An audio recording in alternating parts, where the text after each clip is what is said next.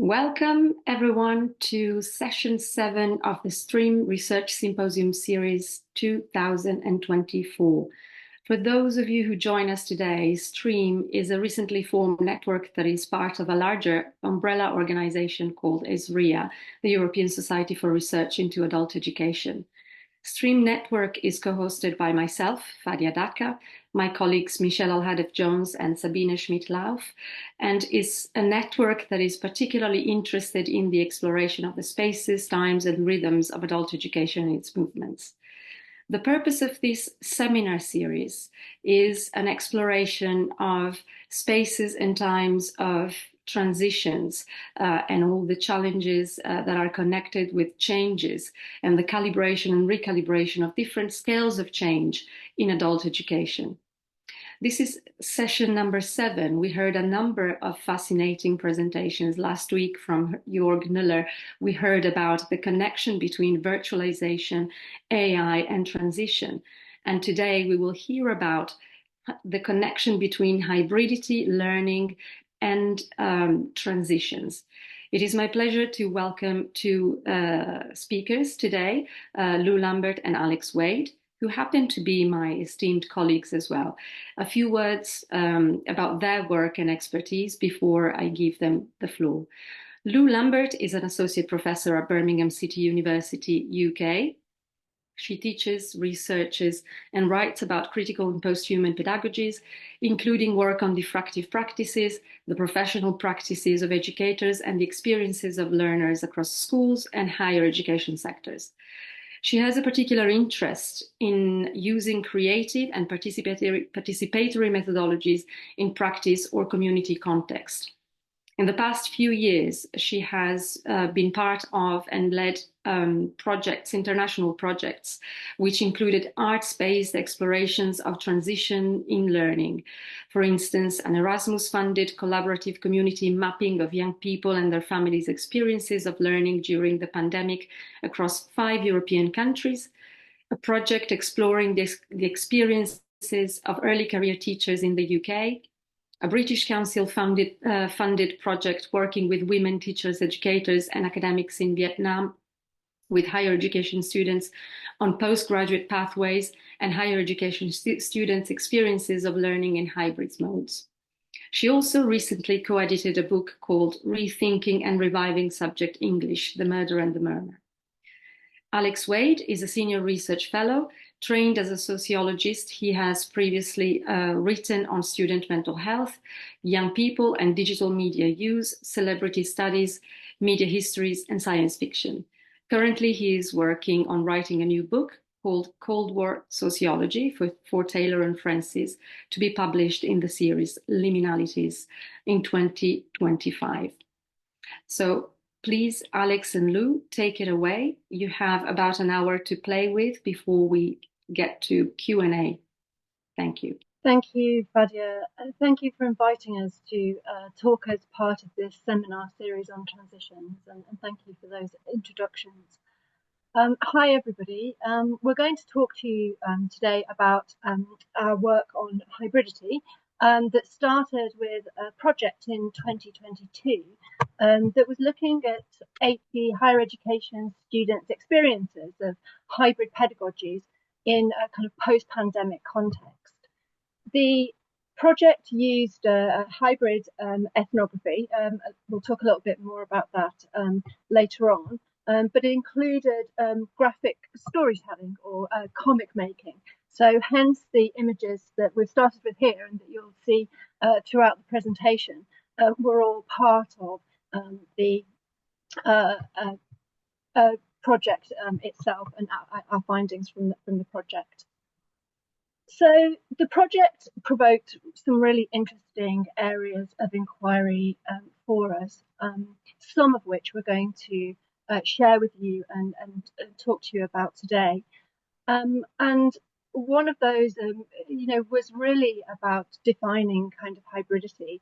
And, as a concept, it's quite a mercurial concept, or perhaps kind of more aptly a viral concept in itself.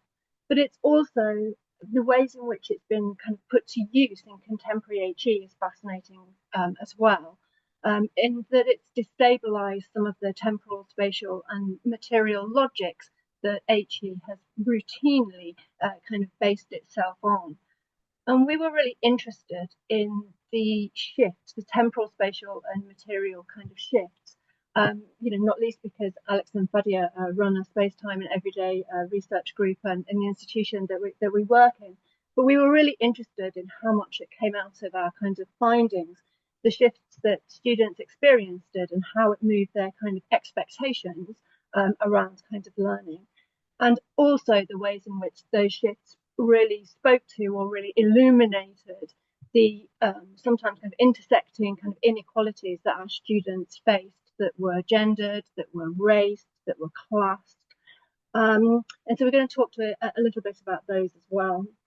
And we were also really interested in the ways that these shifts altered students' relationships with the university as an institution, and how some of the kind of previously kind of taken for granted expectations of where and how and with whom they would learn were completely kind of altered and disrupted, and that those never resettled. So some of the work that we've done kind of subsequently, and we're writing a couple of papers based on this project, which are close to completion, has been to think about what it means for our kind of pedagogies of practice, and in particular what it means for kind of enacting a kind of an ethics of temporal care with students that really takes on board, I guess, some of these kind of shifts that have occurred. This is very much kind of my area of interest around kind of pedagogy, around kind of teaching and learning. And Alex is doing some fabulous work thinking around contemporary HE spaces using organisational metaphors, and he's going to talk through some of those today. So this is how we're going to go through the seminar, and I hope you really enjoy it. Thanks, Alex.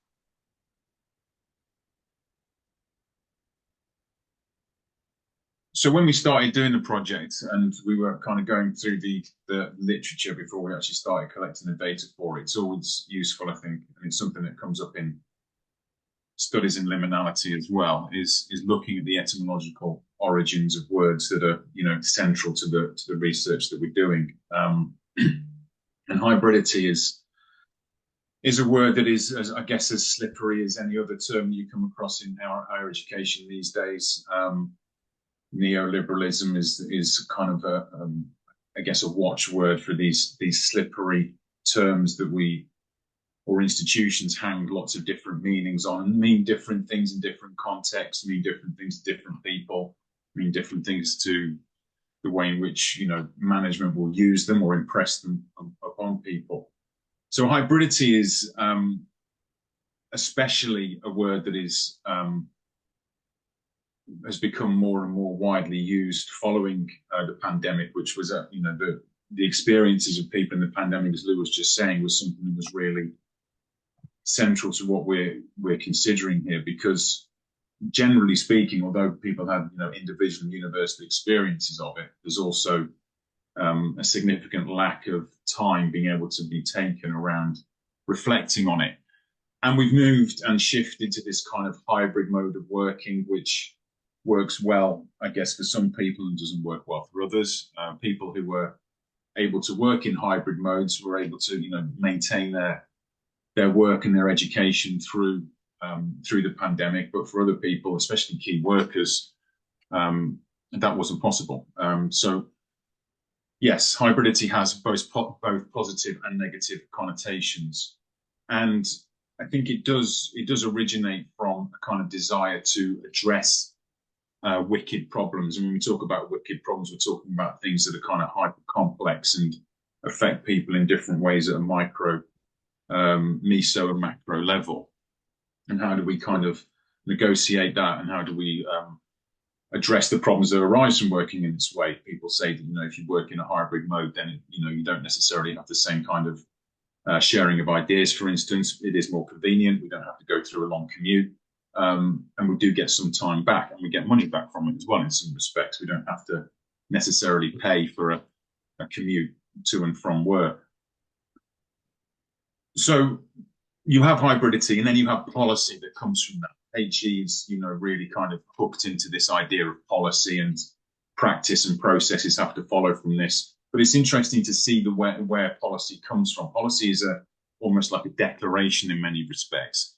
It comes from the old French policy, to manage, and its Proto-Indo-European root is date, to show or to pronounce solemnly, which I'm sure we've all had lots of experience of lots of people pronouncing solemnly the way we should be working in the current hybrid era.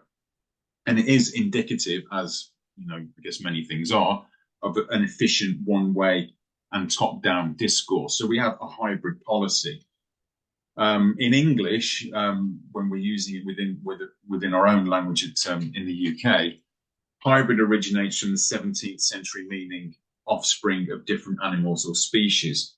And we made a link quite early with the way in which the virus itself, as a dead or non-dead or in between, I guess, transitional kind of life form, was effectively a hybrid in on itself. It was basically, it comes from a virus that is not necessarily harmful. It could be the cold or the flu virus or something like that. It's a coronavirus in that respect, but it takes on a life of its own, and then it kind of spreads across different areas of life and affects us all in different ways.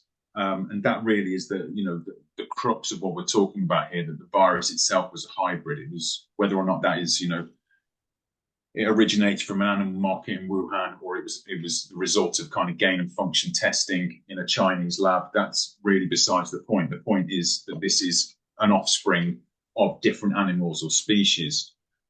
So it's no real surprise that hybrid comes from its PIE root, which is hubris, which means wanton violence, insolence, or outrage. And it creates those kind of reactions that we see from people in different aspects during the pandemic and beyond as well. The way people respond to that, it's a disease that has caused massive problems, and is still, we're still, I suppose, dealing with the ripples of that, on an ongoing basis, even 3 or 4 years down the line. The way in which hybrid is used, and I'm going to go into a bit more of that in just a moment, is, really quite open and flexible. But for instance, the use of the word hybrid in linguistics ties two words together from different language families, like amoral, for instance, or television. So these come from different kind of language roots, but they put them together in order to create a new word that means new things in that respect. It has very positive things as well. Hybridity is, a bridging of cultures and language and ideas together. And it compounds where hyphens used to kind of separate in a kind of transitional way. So it brings those transitions together. And Lou's going to talk a little bit more about how we define hybridity now. Thanks, Alex. So, hybridity is an interesting term. It's quite kind of, I think it's quite an ugly concept, actually. It's a little bit kind of monstrous, and it has some kind of history of monstrosity as well. But I also think, there are some possibilities associated with it. And I think one of the things that we certainly felt when we began the project and when we started talking and thinking with hybridity was that it was a necessary term and concept to use, given that there are very few areas in our lives now that it doesn't touch, whether that be through transport, city planning, the work that we do. And there's a little, image of a morning commute there, which looks, I'm sure some of you will be familiar with.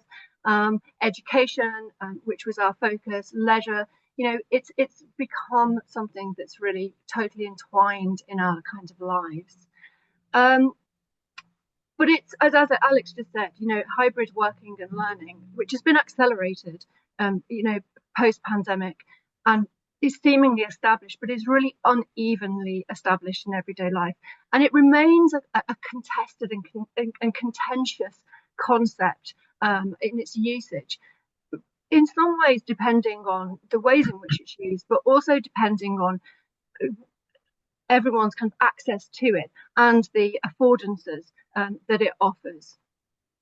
Andrew Chadwick talks about hybridity as being in a really kind of positive sense, though. And he says it's one of the few genuinely interdisciplinary trends, and that it enables us in thinking with it to ask some new and different questions about the nature of contemporary society. And that was really the way that we began to kind of really use it, to really think about complexity, to think about interconnectedness, interdependence, transition, and the way in which it spoke to the porosity of the kind of the human and the non-human, the way that it spoke to the blurring of kind of boundaries that the pandemic kind of highlighted in particular, but also the way that hybridity begins to suggest, as Rohrberg and Stommel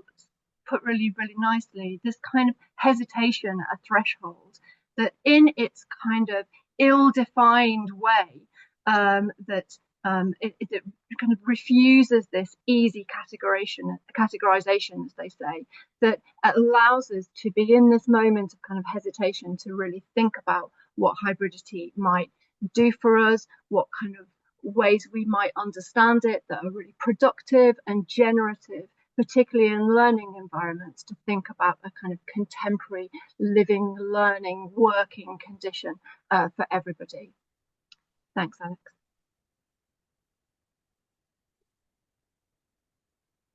So one of the things that we looked at in particular, but also one of the things that our participants on the project, who are students at the university, spoke to, was the ways in which hybridity is used in contemporary higher education. So as we've kind of suggested, it's ubiquitous, it's proliferate, but actually it's a conceptually ill-defined term. Often in universities, and maybe others can kind of speak to the way it's used in the institutions that you work in, but certainly within our institution and within our experiences, is that it's used in really functional ways to describe organisation of student access within and across different learning modalities, so whether that be in person or online, without really much kind of thought to the kind of attributes that hybridity has. Hybridity is not a new phenomenon, of course. We've been learning and working and accessing learning in hybrid ways for a long time, but it was certainly an accelerated one during the pandemic, and it's certainly one that's come to have significantly more meaning in terms of the impact that it has on student access. But as Alex alluded to, it's become part very much, it's been sucked into the kind of socioeconomic discourses of higher education, and as such has become analogous with those other terms that are bandied around in higher education from a kind of neoliberal kind of perspective, really, those of efficiency, of flexibility, of agility, particularly around individual flexibility and the demands that it makes on students and indeed staff that work at the university. And that's really very much part of the kind of commodified discourses of the university, and adhering very much to those kind of architectures of productivity and consumerism and individual achievement that are really typical of the kind of very linear, very dichotomous logics, which stand in complete opposition to hybridity and the work that hybridity really does. And our participants on the project spoke very much of the demands of hybridity, making a kind of demand on flexibility from them, even while the institution itself wasn't tremendously flexible around their needs or what it was they particularly wanted. In the literature, there is distinction around hybridity in learning contexts, but often that's not really understood well in institutions, and the differences between, for example, learning in online spaces, learning in particular online spaces with particular technologies, haven't really diffused but beyond the kind of realm and world of educational technology and instructional design, and those who really understand the particular logics that belong with particular ed tech, they haven't really diffused much more widely. So what's happened is, in its general usage, hybridity has become a fairly kind of organisational, a fairly kind of reductive, a fairly instrumental way of talking about learning. And that's meant that it's been used kind of interchangeably. It's not been used consistently or with boundaries across kind of disciplines. And so as yet, there's not really any good understanding of what students' expectations and engagement is across different modalities that have very different temporal and spatial rhythms. Hybrid learning is, of course, very attractive to higher education institutions in that it has really notable kind of market advantages, in that hybrid learning enables an extension of reach to diverse learners across the globe. It's a means of managing smaller spaces for applied courses where physical space is at a premium or is not available, and means that HE higher education is able to facilitate partnerships with business and with industry figures. And so, it's very much of their kind of marketable kind of offer. It also means, back to the kind of idea of its flexibility, that students and staff are able to, work and learn, even when travel isn't possible. So when one's too ill to go to work, but not too ill for work, and there are a number of implications for this, for never being switched off, even when you are actually off. And in the UK, we've been beset by strike action, for example, and a whole number of other areas that have made access difficult. And of course, online has mitigated for all of those things. And so that flexibility and the offer of hybrid is really attractive in really multiple ways. But in other ways, it's really contra to some of the investments that higher education has made, particularly in a traditional sense, the financial as well as ideological investments. So again, we talk about our particular university, but I think this is not unique to us, that it's centered around extremely expensive campuses and face-to-face in-person provision that's really set up ideologically, pedagogically for that kind of either or, that really kind of dichotomous provision. And another contradictory, I suppose, or another tension within higher education. So they have this kind of investment in hybridity as, a good thing for them.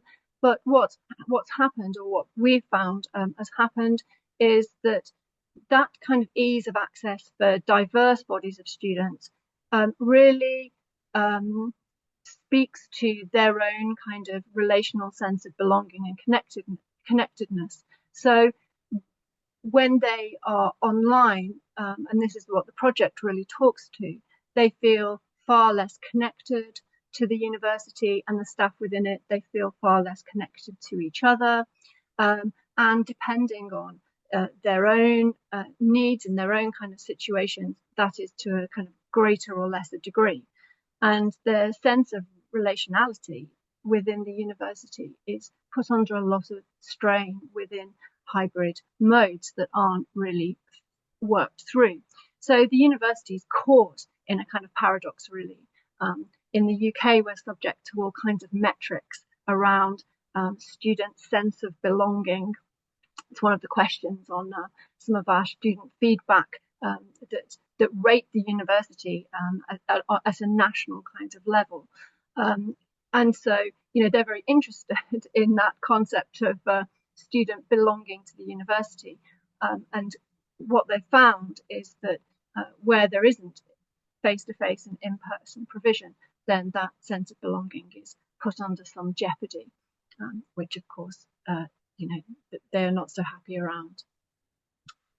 Thank you, Alex. Thanks, Lou.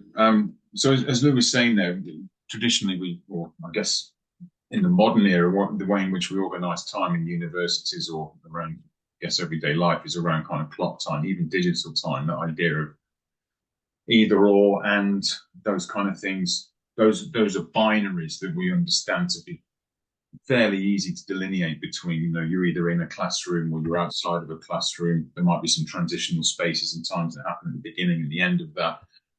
But generally speaking, we organise time, or we used to organise time within HE very much around clock time. You know, we have the idea of the kind of academic hour, for instance, which is 50 minutes. And, you know, there's a certain time when, you know, lectures and seminars will take place, and there'll be times when there's space for other things, like, for instance, in Britain, generally speaking, Wednesday afternoon is segregated as a time for sport to take place, so there isn't any learning that happens during that time. So you can see in that respect the way in which kind of student choice, if we take it down to that point, is organised around kind of traditional temporal regimes.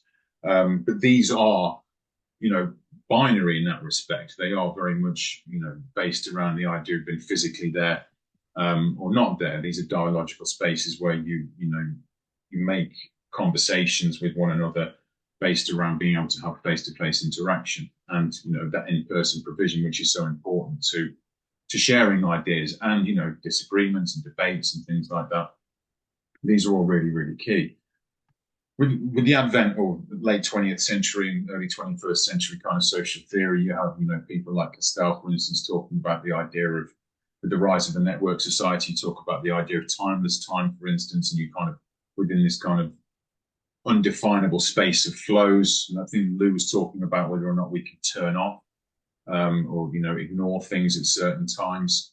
That was something that perhaps we could articulate and live within a time prior to the pandemic, but now it doesn't seem to be necessarily the case. You know, having that idea of having dead time, for instance, as Alger talks about it, that's not really apparent anymore. We are always, you know, connected and always online. And that does upset the way in which we kind of understand and experience the world. You know, we could previously say, for instance, maybe prior to the rise of the commercial internet, maybe, you know, prior to the rise of social media, that there were times when we would have time which was analog or face-to-face or dialogic, and there were times when they were digital. Nowadays, it's very difficult to kind of make that delineation. You know, quite often if we're in a meeting or something, you know, or even if we're just meeting someone in a cafe having a drink, you know, there will be a phone sitting on the table in front of us, and that mediates interaction because people will pick it up. They'll, you know, look at it, they'll make reference to text messages, check things online, that kind of thing. So we've moved from, you know, this binary between understanding to what is analog experience and digital experience, which is quite easy to delineate, to something that is, as Jandrich says, is separate, virtual, or other to a natural human and social life. And they expand upon, Jandrich expands upon that to talk about this being post-digital to a point where actually, you know, all of our experiences are to a greater or lesser extent experienced through some form of digital mediation. And that is something that is certainly more and more apparent in the kind of contemporary realm following the pandemic as it was before that.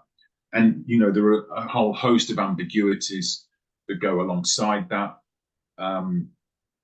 You know, there is that expectation that we're kind of always connected and always online, that strange feeling that people sometimes give where they're able to appear to be in all places at all times. So you might see them in a meeting, for instance, on Zoom or something, but they're also simultaneously sending emails out or something like that, or they might be texting you on WhatsApp or another messaging service and things like that. So there's all of this kind of confluence, but this is what we understand to be kind of post-digital. So we're moving beyond those binaries, beyond the digital, beyond the analog, and into something that is perhaps more fluid. I think that would be the way we could look at it in that respect.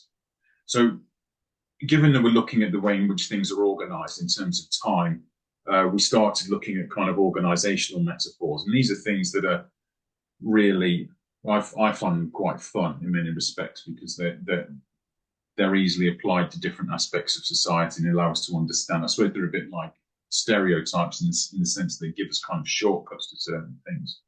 But they're quite fun in applying to different aspects of society and economy, and also to education as well. And organisational metaphors do proliferate in capitalism and modernity. We can go back, just over 130 years, or 130 years back to Marx and primitive accumulation, and the way in which, that's based around methods of colonization, certainly by industrialists, but prior to that as well, by governments that would acquire statistics, for instance, but also would, use statistics in certain ways in order to, colonize other countries and build empires around that. And then things start to change a little bit at the start of the 20th century. This becomes more focused on the kind of individual experience of work rather than a kind of meta-analysis of society as a whole. So Weber starts to introduce the kind of iron cage and that loss of individuality that comes from employing things like statisticians within bureaucracies that erase the individual within kind of larger organizations. And increasingly, you have specialization of processes that come with Fordism, for instance. Fordism is a great example of vertical integration. They would own kind of iron ore foundries, they would own mines, for instance, and they would be able to make sure or ensure that the process of production itself was based very much around specializing and minimizing time spent doing other things. And of course, that also leads into the idea around consumption as well. Ford was very kind of, or Fordist practices are very focused on the idea that you spend 8 hours working, 8 hours doing leisure stuff and 8 hours sleeping, but it gives you enough time to consume as well. So there is that kind of encroachment of consumption that comes through that. Toyotaism, which follows from this as the ascension of Japan as a major economic power during the mid to late 20th century, starts to look at making this even quicker and more specialized by offshoring a lot of the practices that could be done elsewhere, and just-in-time logistics as well. So that means that when something is ready to be used, it just arrives at that point in time. That's what just-in-time logistics is. So you see this increased specialization, the eradication of dead time, going back to that idea of being able to spend time doing something else, perhaps having a chat with someone. All of this kind of gets eradicated and kind of rationalized, if you like.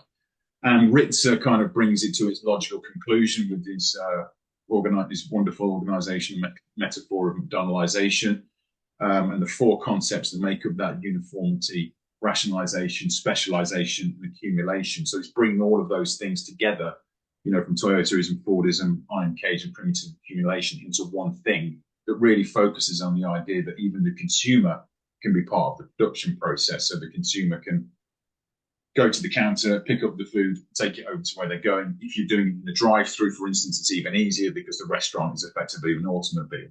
You then start seeing different types of organizational metaphors, Disneyfication, for instance. And this is very much based around the idea of hybrid consumption. So you might go to Disney, Euro Disney, or Disney World, or Disneyland in California, and you would, consume lots of different things. There might be food, there might be films, there might be theme park rides, all of those kind of things. That's a hybrid consumption, but it's a transmission of spectacle, which becomes more important. That's something that Harvey talks about. He talks about the idea that we're less concerned now with consuming goods and more with the consumption of experience. Walmartization is that kind of intensification of that. How big can you make your hypermarket or mega market? Faster, better, cheaper. You cut all of those costs down with economies of scope and economies of scale. And it becomes global and standardized throughout the early 21st century. So although we might go to different restaurants or different supermarkets in different areas of the world and purchase different things, the experience is pretty much the same. That's pretty much what happens. And I've inadvertently repeated Disneyfication there, so let's ignore that one. Richards talks about IKEAization, which again takes that idea of production and puts it onto the consumer. So you go to the store, it becomes a site of spectacle, for instance, of shopping all day, and you might, consume food while you're there, for instance. But you take that stuff home and you go through the inordinate pain of following the diagrams that IKEA have, but the production is effectively moved on to consumer. So it cuts costs, but it also means a cost to the consumer somewhere down the line. And all of these things are kind of, anchored within social theory and sociology from the kind of late 20th century. Just a couple of examples there from Giddens, for instance, the perceived space-time compression that happens, and of course the rise of the consumer society that Baudrillard wrote about in 1973. So that's what we've used that as a kind of way of trying to understand the way in which time and space is organized within the contemporary HE environment. So key features of organizational metaphors, I've kind of touched on this just a minute ago, is to interrogate different dynamics across societies. I think one of the things that really appeals to people about these kind of things is that we can try to understand the way in which experience happens to people at a kind of individual, group and cultural level by applying organizational metaphors to them. We also understand that, as from the Iron Cage onwards, there is a universalization of experience, especially within kind of, industrial, certainly industrial, maybe pre-industrial and perhaps post-industrial societies as well. You also have this kind of collapse and conflation of things or concepts that were quite distinct before that. So production, for instance, was always seen as the kind of battleground, in kind of late 19th century and early 20th century, maybe even through to mid 20th century areas. But really, that becomes conflated with consumption and also distribution as well. So when you think about just in time or offshoring, it's as important where things happen as when they happen or who they happen to. There's also this increasing distancing and dehumanization of actors and interactions within that. And we become more separate from that. And Ritzer himself does apply the McDonaldization thesis to HE, and he goes through a kind of catalogue of the way in which, we might have lecturers perhaps who are assessed on the basis of how well they perform, but also in the fact that, less and less, he's saying interactions happen kind of face to face and more happen through, virtual learning environments, through email, through electronic means. But McDonaldization is so, effectual that it's also been applied to different areas of education, like teacher education, as Romanowski and Albertine do in 2020, e-learning, which of course has implications for our own projects in hybridity, and nursing education as well. What Ritzer argues, and this is where I think that perhaps McDonaldization starts to fall down a bit, is that the society of the spectacle, which something that De Boer talks about in kind of mid 20th century, must come to HE. So HE must start to mimic the idea that we consume spectacles or experiences rather than goods, and that becomes something that's key to service economies. And yet HE does seem to be moving away from this idea of the society of the spectacle, in the sense that it removes some of the opportunity that perhaps was there for resistance and revolt from young people. So by taking young people away from the jobs market and putting them into higher education, what you're effectively doing is having a mollifying effect on them, so they don't necessarily resist or revolt in the same way. And that's especially the case when you load young people with debts as well, because immediately you're starting to say to them, well, you owe something to society, you must give something back, don't upset the apple cart, maintain that kind of status quo. So the influence on HE transitions, what happens now following we're getting towards the point where we're moving away from kind of McDonaldization, is the focus is still on the experience, but it's more on the student rather than the academic. And the therapeutic idea of the university as this kind of mollifying place that isn't necessarily as, you know, society, the spectacle, is foregrounded. So Persa talks about this idea of mindfulness, and Lou and I and Fadia have had lots of conversations around this, around kind of mental health and things like that, the way in which mental health gets contracted onto the individual effectively, and it's up to you to build resilience to a system that is effectively loading you up with debt effectively. And these are, you know, problematic in that respect. You also have this movement which is reflected in literature away from offensive content, which is cut out from higher education as well. So although higher education should be seen as a kind of bastion of free speech in many respects, the idea that you cut away any content that perhaps might upset or challenge or, you know, antagonize people is kind of serrated, because if people are paying for it, then their experience should be good in that respect. Within COVID-19, what also happened was that although a lot of this moved online and towards hybrid methods of learning, the social experience of higher education is snuffed out.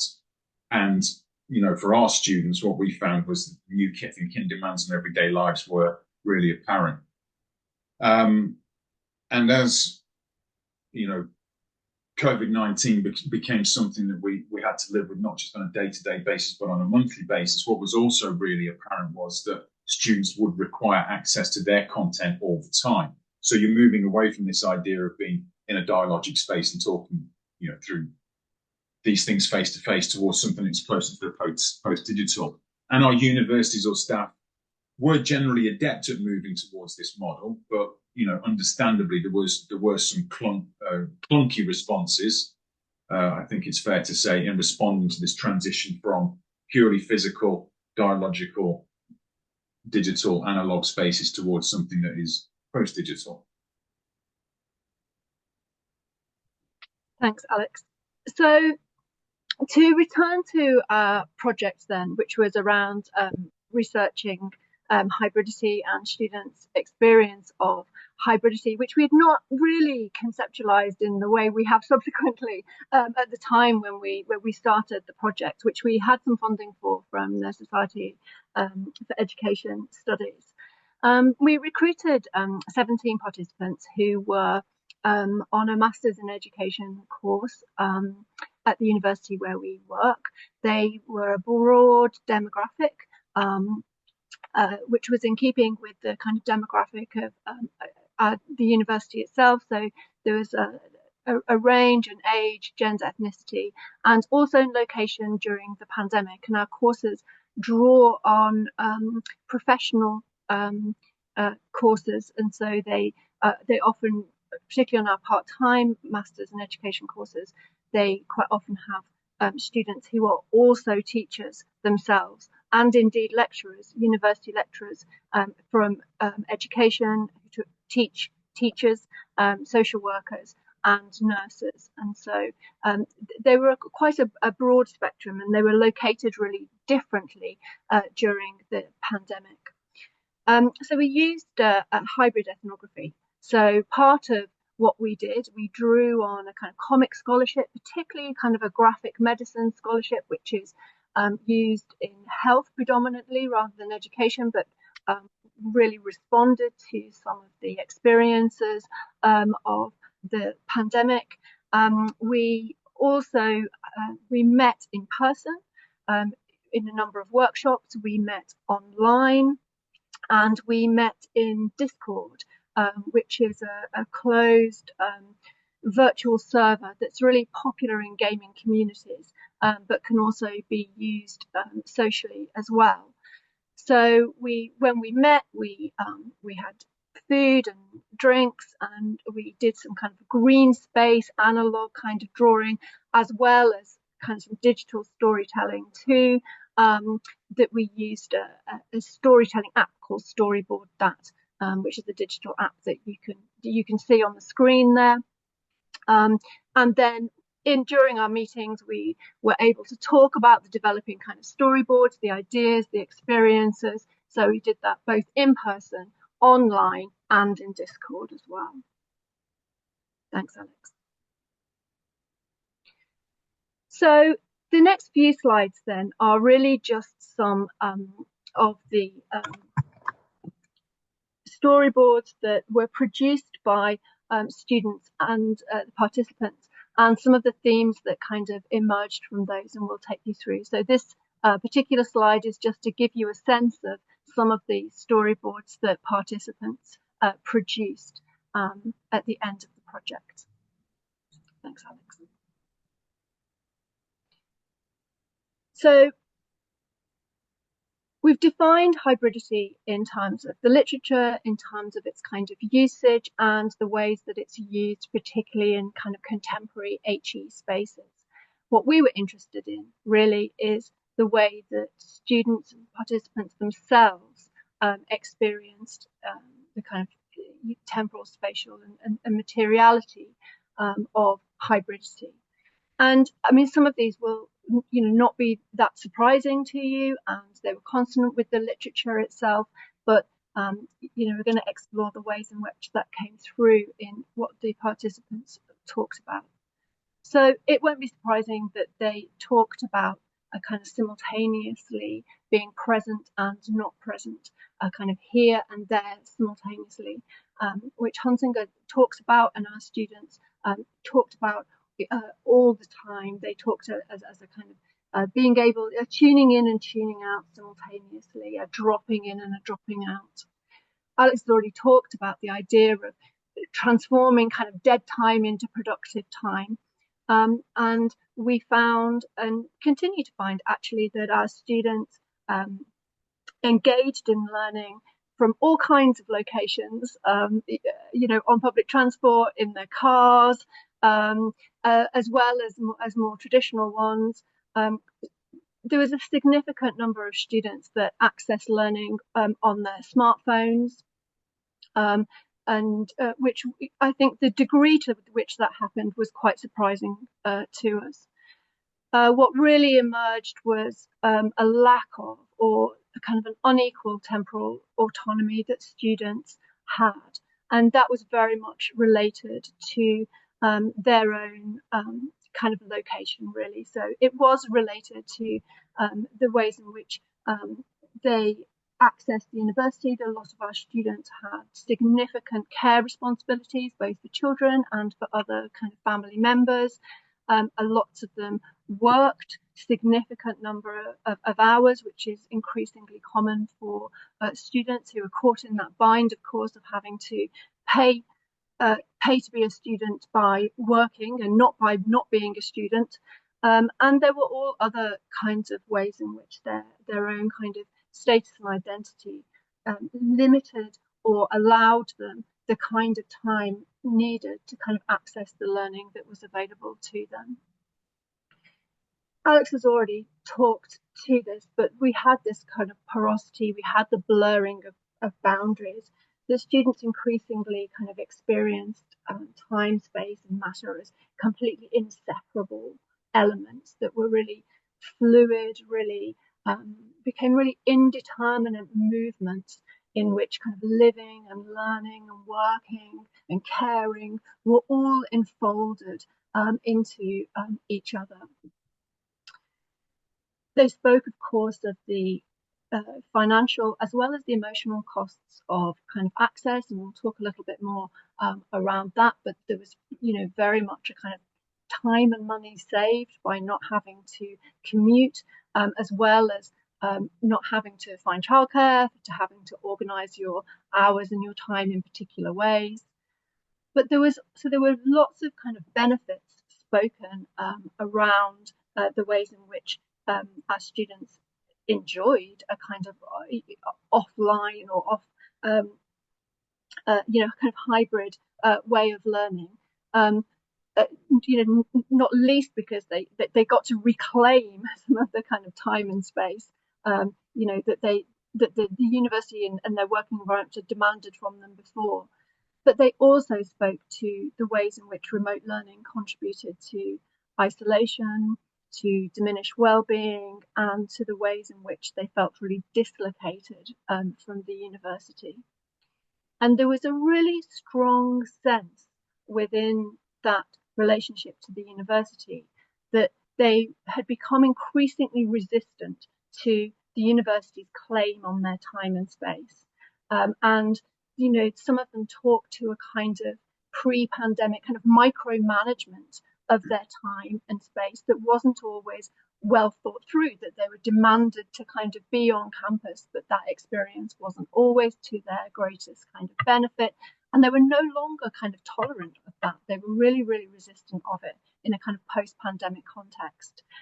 But they were also increasingly aware or alert to the lack of understanding by the university of their own particular contexts, and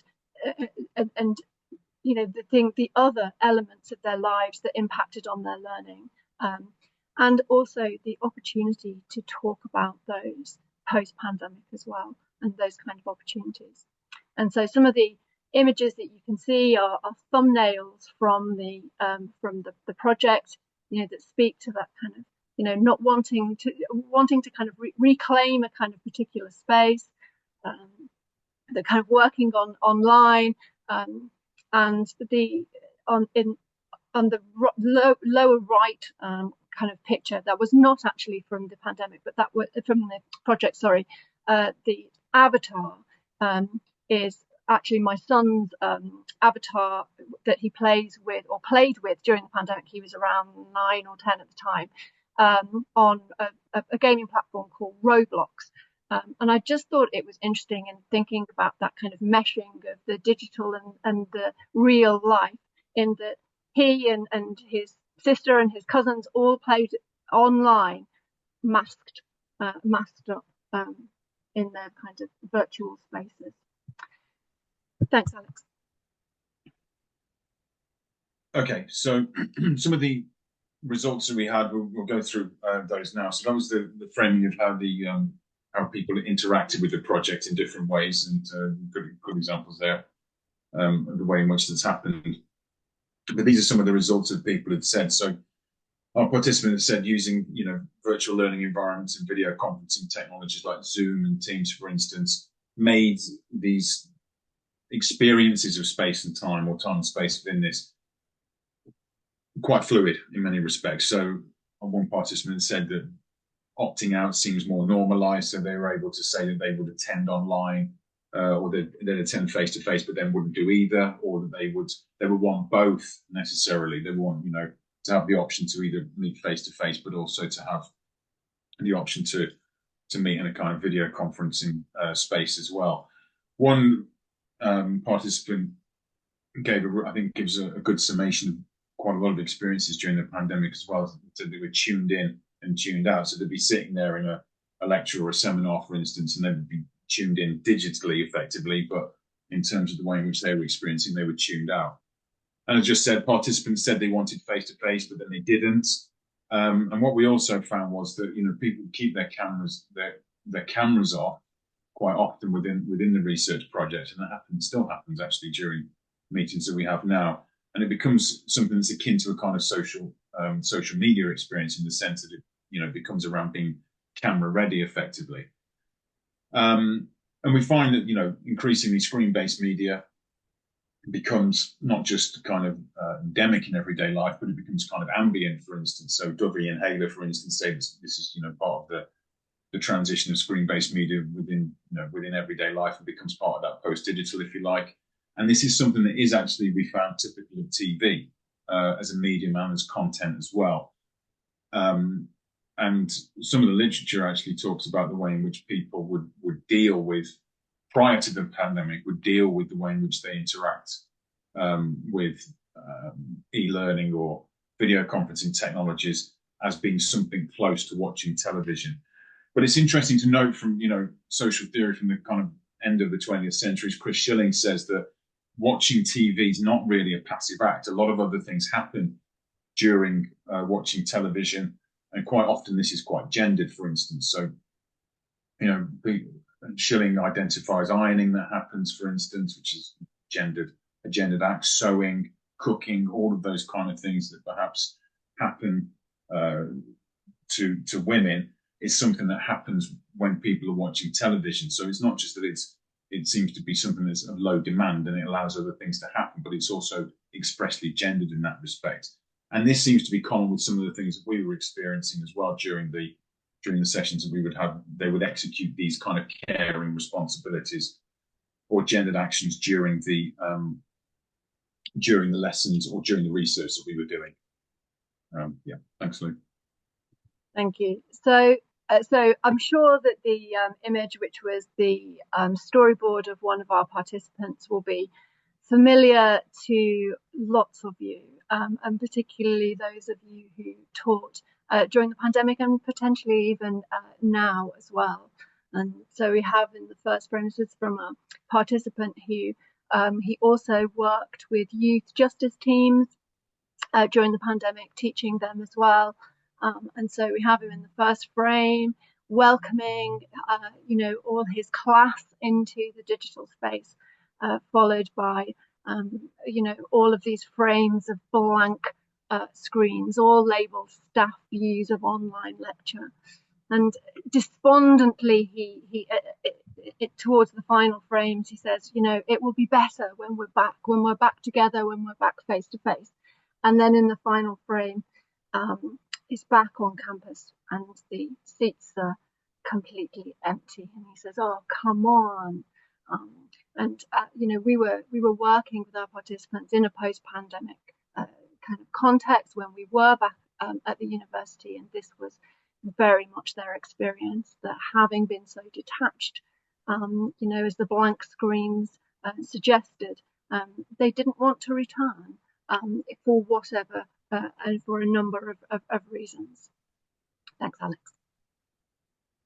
I just put this one in just to show the difference, really. So the previous screen shot, the previous storyboard was teaching in a higher education context.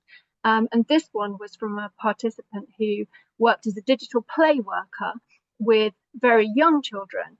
And this was her experience of Zoom or Teams working with children. There's just a really distinct difference to the space or the use of space by very young children compared to our higher education students, which is much more playful use of the technology than certainly lots of us experienced. Thanks, Alex. This storyboard spoke very much to the kind of experiences or the unequal experiences of learning in hybrid ways. So we have in the first frame a kind of lecturer or teacher saying this is a very important reminder regarding exams, teaching in their nice quiet space. And in the middle frame, we have the experience of the student being interrupted, finding it really difficult to concentrate, difficult to listen, having lots and lots of people in the households, often sharing digital resources, and really not being able to kind of enter the kind of learning space in the way that's being kind of anticipated or kind of expected. And it leads in the final frame to this dislocation outside of the frame itself, into what comics describe as being the kind of gutter, and all the words have become a kind of alphanumeric jargon, apart from this is a very important part, which the student can't engage with, he can't hear, he can't concentrate, or can't listen to. Thanks, Alex. And this one is around they're talking to kind of burnout, and talking to their kind of exhaustion that was brought on by the learning kind of online and digital working as well. And again, this kind of really spoke to the kind of impact, I suppose, on student bodies. Thanks, Alex. And finally, this one again was a really kind of common kind of theme or common image, that idea of a kind of struggling more and more with mental health, that kind of lethargy, and unable to kind of you know, get up and do things, which had a kind of long tail post the pandemic. Thank you. Okay, so I'm conscious of time, so I'm going to whiz through these bits as quickly as I can. So what we found was, like, we went through the literature looking at kind of different modes in which television and media became an experience for many during the pandemic. For Netflix, of course, having millions and millions of people sitting at home was absolute manna for people like the big tech companies. And what's interesting is that the freedom to move was effectively controlled by governments at this point in time. And it's interesting to see there's a kind of analogy between the way in which Netflix offers, as Pilipet says, gives a controlled freedom to the viewer, and the same way that happens to the way in which we could, you know, effectively go out to the shops, for instance, or go out for exercise during the day, but that was kind of all we were allowed to do. And also Netflix adopts a kind of feed-forward algorithm, and of course we understand that in the sense of, well, certainly in the UK, the way in which we give feedback to a student also has that kind of feed-forward element. So what would you improve in the future? And then all these are part of the way in which kind of algorithms operate and instruct us to go in certain ways and keep those kind of eyeballs streaming, if you like. There are also the introduction of watch parties at this time as well. I think it was introduced just before the pandemic, but it became very popular during then, where you could effectively watch a film or a TV series alongside someone who's geographically distant from yourselves. And during the time, there was also that kind of overt and covert promotion of Netflix and chill, which, you know, brings different bodies together and doing different things in possibly, certainly amorous, but possibly infection spreading and maybe even illegal ways of doing things. And we also started to find that the way in which people interacted is common with the idea of the synopticon, where the many watch the few. And this is kind of the success of, you know, Netflix and reality TV, or social media, we should say, in that respect. So how do we experience this? We kind of got into this idea that we're moving towards that kind of organisational metaphor, away from Donalization towards kind of Netflixization. It might need some work in terms of how easy it is to pronounce, so Netflixification might be better. But how do people experience a Netflix HE? So the self-scheduling that goes on. Netflix was very kind of ahead of the idea, in the sense that they would send out DVDs, for instance, by post, and you would be able to watch these. You know, you could watch them straight away, or you could take a month over them. There was no late fees involved in that. So viewing became not tied to graveyard, daytime or primetime television as it normally is within self-scheduling.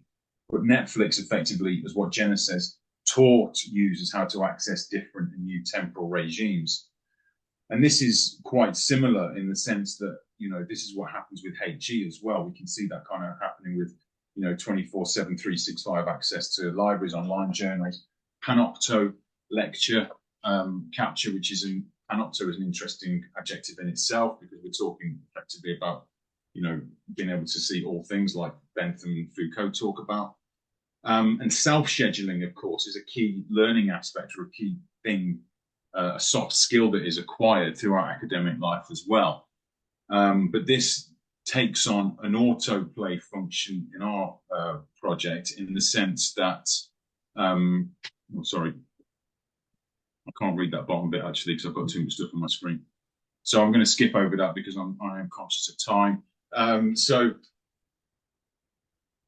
when we talk about that kind of intersection between Netflix and higher education, both of them have a kind of proclivity for internationalization.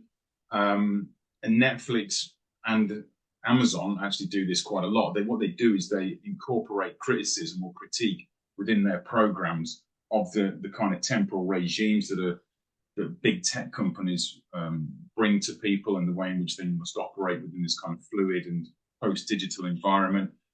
And that really speaks back to kind of Klein's kind of turn of the century analysis around the way in which kind of, you know, resistance and revolt, or, you know, is effectively sold back to the individual. So you can at once, you know, consume something that's got a brand on it, as No Logo is talking about, but at the same time you're kind of resistant to the kind of to the regimes that go alongside that.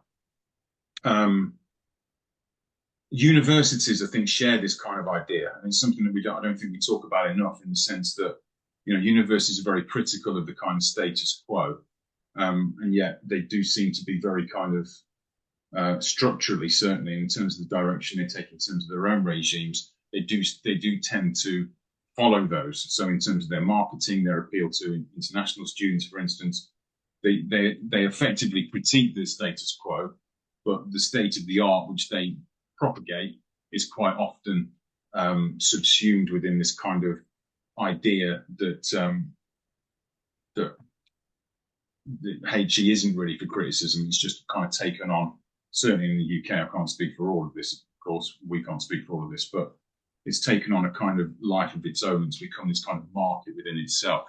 And that's why we say the state of the art is the status quo.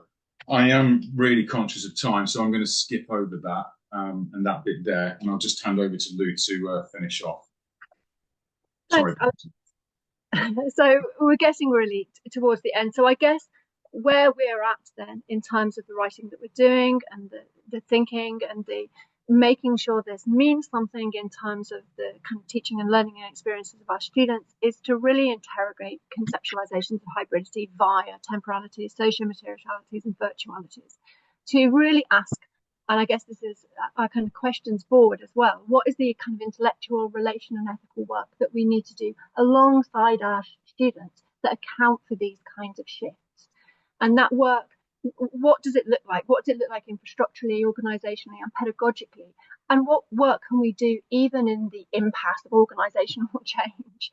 And, in one of the papers that we're doing, we draw on developing, alongside kind of Kitchen's idea of an ethics of temporal care, and really thinking about what that might look like, that involves students in thinking with the multiple temporal regimes that impact on them, where those kind of contradictions are, where they're unevenly distributed, and some really important kind of new questions, I guess, about what their rights are within those kind of regimes. What are their rights to asynchronicity, rights to disconnect, and how can we embed those in the way that we design and deliver the learning that we do? And more broadly within that, what are their rights to sustainable futures that are not merely performative to the kind of external metrics and conceptualizations of hybridity that we talked around right at the very beginning? Thank you. So finally, I think, in a change to the usual way about it, I guess the questions that we kind of leave with is, to what degree are these temporal shifts kind of temporary or permanent ones? How do they resonate with you? How do they resonate across different countries and different spaces of adult education? Does HE still serve students as that they have experienced these kind of transitions, and does it serve them well enough? And what are the kind of possibilities for a different kind of temporal ethics within a post-digital university? Thank you very much. Thank you. Sorry for going over.